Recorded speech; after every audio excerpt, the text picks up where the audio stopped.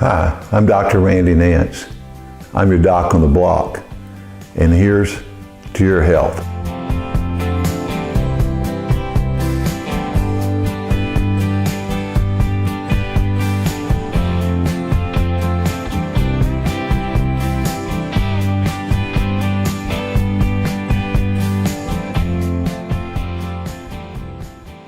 Hi everyone, I'm Dr. Randy Nance. I'm going to be talking about diabetes mellitus today. My purpose of this is certainly not to make you a physician, but hopefully make you a better patient. By doing that, maybe this will help improve your life to some degree. Diabetes is a potentially killer disease, but I think together maybe we can do some good. I care deeply about your health. I'm certainly not doing this video for fame or fortune, but maybe we can give you a little help today in making this a little bit more understandable and trying to keep it simple. First of all, let's talk about what diabetes is. Diabetes is simply a condition in which your body does not make enough insulin, or it doesn't release it, or the insulin that is available just doesn't work for whatever reason. This results in abnormally high blood sugars. And of course, this can cause multitudes of problems, as we'll get into a little bit later in the video. The question then is, well, what is insulin and what does it do? Insulin is just simply a hormone. It's made in the pancreas. The pancreas is a little organ system that's located right below your stomach. And keep this in mind, for us to better understand this, our body is made up of millions and millions and millions of cells. From our skin to our heart to our brain to our toes, whatever, we are made up of millions of cells. And what insulin does, backing up just a minute, what happens with these cells is they have to open and close. They've got a front door just like the door to our house. We've got a front door to our house, and in order to open it up, you've got to have a key to open the door. And this is precisely what insulin does. It opens the cell door to allow sugar to go from your bloodstream into the cell, thereby supplying energy. So this gets back to the old thing, well, what is glucose or sugar? Again, it is just simply a source of energy that your cells absolutely have to have in order to function properly. So just keep that in mind. I'm going to kind of stray a little bit and maybe get a little bit ahead of myself, but I wanted to talk about hemoglobin and hemoglobin A1C because this goes into the diagnosis part of it that we'll talk about in a few minutes. Hemoglobin A1C is just a glycosylated hemoglobin. Forget the long, weary words, but what the glycosylated just means sugar-coated hemoglobin. Hemoglobin, you can see these red cells behind me.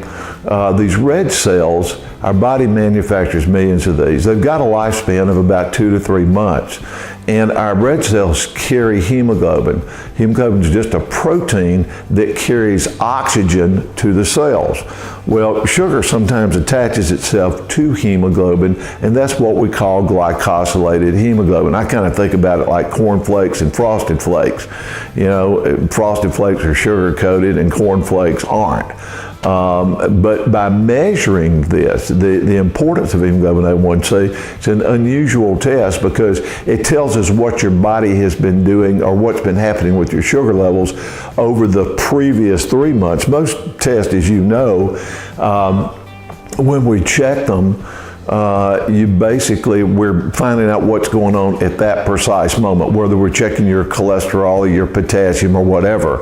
But by checking the hemoglobin A1C, it gives us an average of what your sugars have been doing over the lifespan of that red cell or the hemoglobin.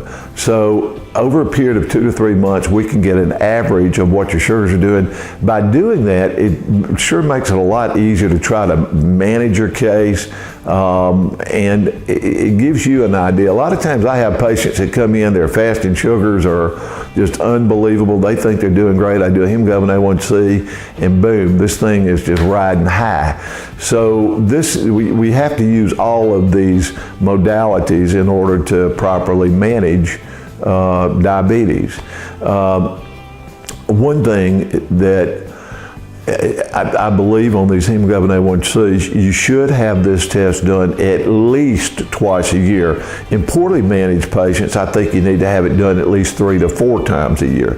Again, that's just me. If you get let's say you get a blood sugar test that's abnormal and the hemoglobin A1C is normal, or vice versa, you really need to recheck both tests and just make sure everything is A-OK. There's certain conditions that can alter this test. For example, heavy menstrual flow, severe anemias can do it, and even ethnicity to some degree. Let's talk now that we've kind of gone through a little bit about the basics of diabetes, maybe a little bit of the hemoglobin as well. Let's talk about just what causes diabetes. Why did I get it and somebody else doesn't have it? Well, genes may direct your pancreas just to stop making insulin altogether. You could have destruction for whatever reason of the insulin once it enters the bloodstream. And sometimes there's just the lack of communication between cells can do it. In other words, you can't, the insulin may be there, but it won't open the cell door. And there are other things. Look, there's tons of things that we don't understand about diabetes and why people get it. But other things like severe infections could possibly lead to some of that. So that may be. In talking about this, let's think about how you are diagnosed as a diabetic. Now, one thing I've used over the last 33 years is, first of all, normal blood sugar is between 60 and about 110. I've used the old adage, if your blood sugar is higher than 140, if it's 140 or more on 2 separate occasions, then chances are you may have diabetes.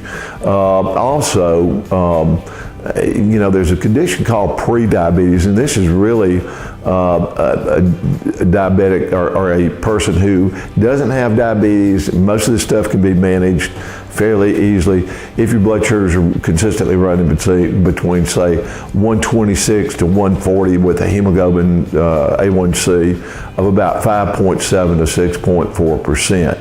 Now, a 2-hour sugar in a glucose tolerance test, it's greater than 200 may do it. I don't want to get in all these tests. I don't use this glucose tolerance test. This is basically where you come in, we'll do a blood sugar over a period of 3 to 6 hours. We'll give you something to drink after 30 minutes and just see how high your sugars go and make sure that they fall back down over the next few hours. If they don't, then chances are you may have diabetes and all too. And also another thing that we utilize is if you have a random blood sugar that's 200 or higher and you're symptomatic, you're exhibiting symptoms of diabetes, you may also have that as well. So this kind of refreshes the thing, this whole deal. Pancreas makes insulin. Insulin goes to cells. It opens the door and allows sugar to go in. And then this goes back, once your sugar levels drop, your blood sugar levels drop, it goes back and it tells the pancreas, don't make any more insulin. This is exactly what happens when you go to the gas station and you fill up your car. You got an empty tank of gas, put the nozzle in, and as soon as the thing is filled up, it switches off.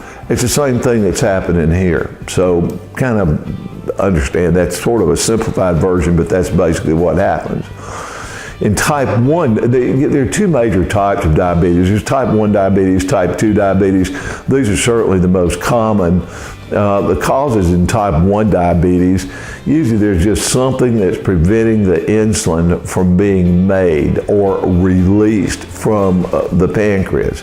This is probably a genetic causation here, but again, we're not really sure exactly what happens or what the mechanisms are that are involved.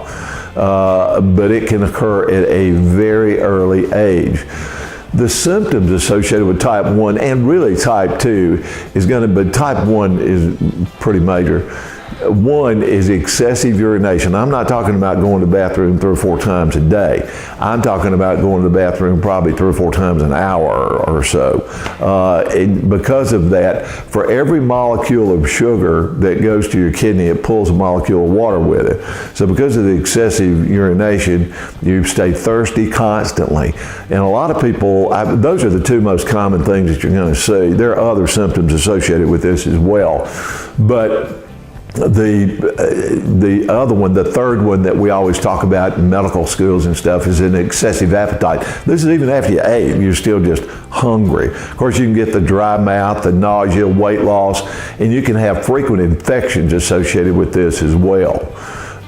Let's kind of compare type 1 and type 2. That might be a better spot for us to do. Type 1 diabetes, this is an insulin-dependent or an adolescent onset diabetes. Most of the times the patients we see this in are going to be patients that are under 20 years of age. It only occurs in about 5% of the diabetic population, so it's not nearly as common as type 2 diabetes. It's much more common in whites and affects men and women about the same. Insulin in this case is basically just not being made, or it's not being released properly from the pancreas. I will tell you this, the youngest patient that I've ever helped to manage was a 2-year-old. You certainly can see it in infants, so it is there. Type 2, this is much, much more common. It's a non-insulin dependent diabetes. We also call it an adult onset. This affects over 25 million people. And we talked a little bit about pre-diabetes. About 80, just throwing something out there, 80 million people in this country suffer with pre-diabetes. Most of the time, patients with type 2 diabetics or diabetes are 45 years or older. And again, this is much more common in African Americans. It's more common in Native Alaskans and Native Americans. The problem here is not so much that you don't have enough insulin. The problem is it just doesn't, the insulin can't move into the cell. So there's probably something wrong with the lock on the door. Going back again to type 1 diabetes, treatment for this usually involves insulin. You know, we talked about this before. You know, your body's just not manufacturing insulin. And, you know, a lot of people, I've had patients over the years, why can't they make an insulin pill instead of having to take shots? Well, insulin, you can't do that because insulin is destroyed by the acidity of the stomach, and there are other reasons as well, but you just can't take a pill, not yet anyway. Who knows what they'll develop down the road. But you just can't take a pill for it. It has to be in a shot form. The good news is that now we've got these micro-fine needles that are not nearly as painful as the old ones used to be. Also, in the treatment of both type 1 and type 2 is diet. You have got to be on a good diet. You can't go out and eat 4 Three Musketeers and drink a big old cup of sweet tea with a lot of sugar in it. You just can't do some of those things. Look, the bottom line is we got a bad bump in life, but we've got to make the best of it because, again, the consequences of this can be deadly. The other thing, exercise when you can. I've had patients, of course, that have had diabetes and multiple other problems. They just can't, I understand, they can't get out and exercise like maybe someone that's healthier than they are. We've got to keep our weight under good control. We can't balloon up to excessive weights and all either. And you've got to make some lifestyle changes. It's just, again, this is just the nature of this disease. These are things that must, and this is me, these are things that must be done on a regular basis, routinely. We need routine eye exams. Diabetes can cause diabetic retinopathy, which is the leading cause of blindness in the United States. A lot of times patients' ages are other underlying medical conditions, kidney function, etc. These things have got to be individualized, and so there's not just one diet that fits all. I also tell everybody, stay away from some of these fad diets. I see diabetics that sugars are under fair control, they're trying to lose weight, and I know how hard it is to lose weight. Trust me, I need to lose about 15 pounds myself. But they'll get on some of these fad diets, and a fad diet to me is a diet you're not going to stay on for the rest of your life. Now, you can pick, I won't name any diets in particular, but I think you all know what I'm talking about. If you're going to stay on those diets forever, fine, that's a good diet for you to be on. But a dietitian is smart, they know exactly what they're doing, and it's imperative that you see a dietitian. Usually a doctor will make a referral when you're first diagnosed. And I think that you need to see a dietitian fairly routinely, not just once, but for a while. The other thing for me too that I've tried to do with my patients over the years is if somebody has had a strong family history of coronary artery disease, peripheral vascular disease, or whatever, but mainly coronary artery disease, I think it's a good idea to get routine checkups by cardiologists, particularly if there were early deaths in the family and that kind of thing. Family history matters. It matters. So please, trust me when I tell you that, okay? Because some of the consequences of diabetes can be extremely severe. These include things like heart disease, stroke, nerve damage, the eye damage we've talked about, kidney disease, the poor circulation, but also you can have some abdominal issues, blood pressure problems. The list just goes on and on and on. It literally can affect just about every organ system in your body. So please, please, please know what if you're not going to work hard at this, these consequences are going to happen and all. In type 2 diabetes, talking about some of the people and some of the causes that we see, weight is the major issue. Practically every single person that we've ever diagnosed or seen diagnosed with type 2 diabetes, the adult onset or non-insulin dependent diabetes, have been overweight, practically all of them. There may be a genetic component to this as well. There's other medical conditions that can also move you into that at-risk category, and that includes high cholesterol and high triglycerides. Blood pressure may even have something. Even if it's under good control, it may have an impact. Liver problems may be something that causes this. There may be bad signaling, as I talked about a little while ago, may be bad signaling between cells that can have a causation in this as well. Pancreatic problems may also be a major cause of this. Again, getting back to some of the symptoms we talked about with type 1, as I alluded to, the symptoms are basically the same thing for type 2 diabetes. I mean, basically you're going to have excessive urination, excessive thirst.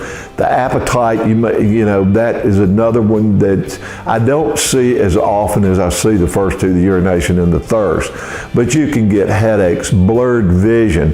One of the things that happens when your sugars go up, they cloud up the fluid inside your eye, and it makes it extremely difficult to see. A lot of times, I've had several good optometrists and ophthalmologists that have actually picked this up before we even knew about it, even though we were doing routine blood work. So, and make sure that you don't get your glasses fitted if your blood sugars are high, because if you buy a big $700 pair of glasses, I'm just telling you right now, when your sugars come back down to get under better control, you're going to go back and have to be refitted for glasses. So keep that in mind. Also, things that we tend to see, some of the symptoms, poor wound healing. We talked about that a little while ago, about frequent infections. We'll see a lot of yeast infections and stuff like that. You may be experiencing some numbness and tingling in your feet or hands. This sort of goes along with diabetic neuropathies and those kind of things, but that usually occurs a little bit later in the disease process. But again, you think about it, in type 2 diabetes, about 1 in 4 people may have this thing for 2, 3, 4, 5 or more years before they even realize they've got it. So by the time they actually make it into the doctor's office or the diagnosis is established, boom, they got full-blown issues. Also, erectile dysfunction is another issue. Patients who have a predisposition to type 2 diabetes as well, family history. Ethnicity may have something to do with this. As we talked about before, age 45 or older. If you're a pre-diabetic patient, again, that's why I threw those numbers in a little while ago. Patients with heart and blood vessel disease, high blood pressure, even, again, I stressed this a while ago, but even if your blood pressure is under good control, it may predispose you to developing type 2 diabetes. If you're overweight, if you've got a low HDL cholesterol, HDL is your good cholesterol, but if it's abnormally low, it may predispose you to developing type 2 diabetes. Also, women who have had gestational diabetes in the past as well, is something that we see. It's not something that every woman develops, so understand that. Also, things like depressions, things you never think about may predispose you to this. Little or no sleep, stressful life, little or no exercise. Also, things smoking may predispose you to having this as well. So just keep that in mind. And I always like to tell my patients, there are things you can do. Everybody wants to rely on the doctors. If something doesn't go wrong, it was the doctor's fault. And trust me, guys, I'm not pointing any fingers at anybody, but it's a patient's responsibility to take care of themselves as well. It's also the doctor's responsibility. But there are certain things that you can do and you need to do if you want to enjoy a long and active life. One, exercise and stay fit. Lose weight. This is an interesting stat, but if you just lose 10% of your body weight, you decrease the risk of developing type 2 diabetes by 50%. That's, to me, is just amazing. We need to stop smoking. We need to see our doctor routinely, see a dietitian routinely, as I've already talked about. Stay informed as well. There are new treatments that are coming out all the time, and they may just be the right one for you, but it's something you need to talk to your doctor and read about this stuff. Please read about it and all. As far as the treatment of type 2 diabetes is concerned, rarely do you have to have insulin. The things we usually try first, in addition to the things I've talked about that you can do, are going to be oral medications that some of them have been on the market for years, are not all brand new. I used a lot of older medications. I was a pharmacist as well, and I kind of went back and used some of the old ones that have been on the market for years, and they work amazingly well in some patients as long as they pay attention to their lifestyle and the other changes we talked about. The other thing, rarely do we see patients that will require surgery for their weight loss. I have seen it in a couple of cases. Again, it's not a common thing. The other thing that we use for type 2 diabetes are these injectables. This is not insulin. The injectables are drugs that really basically make your insulin work better. They kind of help it open the door in the cells, like we talked about a little while ago. So those are some effective treatments, the most common things. I want to talk real quickly. I know we've covered a lot of ground and everything. I was trying not to make this a real long video. This is something that I might discuss with my patients when I was in practice.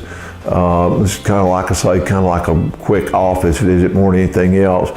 But I think it's extraordinarily important that you find the right doctor for you. Healthy or not, it's good to have a doctor. A lot of people will go, well, look, what kind of a doctor do I need to take care of my diabetes? I'm just vehement about this. Go find you a good family doctor. He or she will make the appropriate referrals to an endocrinologist if that's in the cards.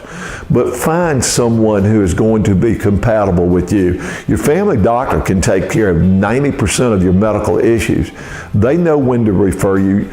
Believe it or not, I told you at the outset, I care deeply about what happens to you, and your doctor cares deeply. They work hard, they care, they're compassionate. If you feel like that you're not getting your questions answered or whatever in a timely fashion, then see somebody else. You might say, well, my Aunt Tilly, Uncle Bobby used Dr. So-and-so over here, and I went and I just didn't like him that much, but they like him. It doesn't matter. It doesn't matter what Uncle Bobby and Aunt Tilly like. You've got to find somebody that's going to be right for you. Find somebody that's going to listen, somebody that's going to be caring, compassionate, somebody will sit down and listen to your complaints. If they spend 2 minutes in a room with you, find somebody else. Because doctors, again, are very caring and compassionate people.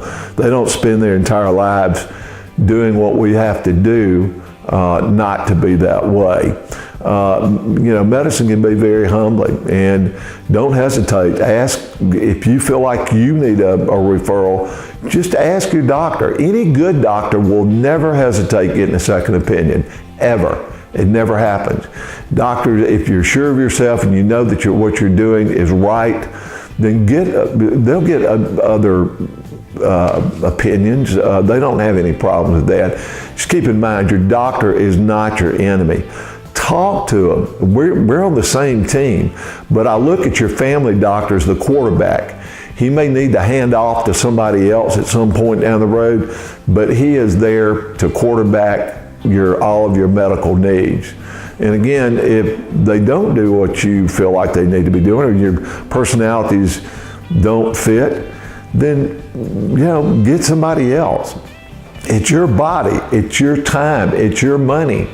So do that. I'd love to tell you that everybody that I saw just absolutely adored me. They don't. They didn't. Thank the Lord that most did, but there are going to be people that you just do your best for, and it's just not going to work out. So just keep that in mind. I want to close off by saying a few things. Diabetes can be a deadly disease. It can kill you. Some of the issues that we've talked about, or alluded to anyway, things like stroke, heart attacks, heart disease, diabetic retinopathies, gastroparesis, a stomach issue, enteropathies, a bowel issue, and a torturous thing that happens is diabetic neuropathies. These are neurological issues that can occur. Trust me, you can be absolutely miserable with diabetes, or you can do everything in your power to help yourself out, but take it seriously. I can't tell you the number of patients that I've seen over the years that just did not take this disease process very seriously. Your family doctor will fit you with a dietitian. They will get an individualized diet for you. But and the big thing too, I always try to remind everybody, take care of your feet. Your feet are particularly vulnerable to some things that can pop up in association with diabetes. So just keep that in mind if you would. And as we've talked about before, I think doctors and medications absolutely can make a huge difference in the treatment of diabetes. But let me tell you, treatment begins with you. It is your responsibility as well to take care of yourself. Don't blame other people. Get out and do it. Like I say, you got a bad bump in life, but that's okay. We can manage it. I manage that. I've had patients over the years, multiple patients that were overweight, had high blood pressure, etc. and even some mild kidney failure as a result of their diabetes. We had long, serious talks, and they lost their weight 50, 60 pounds, sometimes 20, 30 pounds. They had patient after patient after patient who's done this, and guess what? Their kidney function improved. They were able to get off their blood pressure medicine and their diabetic medicine. Now that's incredible, but it was because of them. Wasn't anything that I did. It was their hard work, and I give them the praise for that along with the good Lord. And please get off of the couch and please take control, and don't forget about that diet. Hey, until next time, this is Dr. Randy Nance, and here's to your health. Thank you.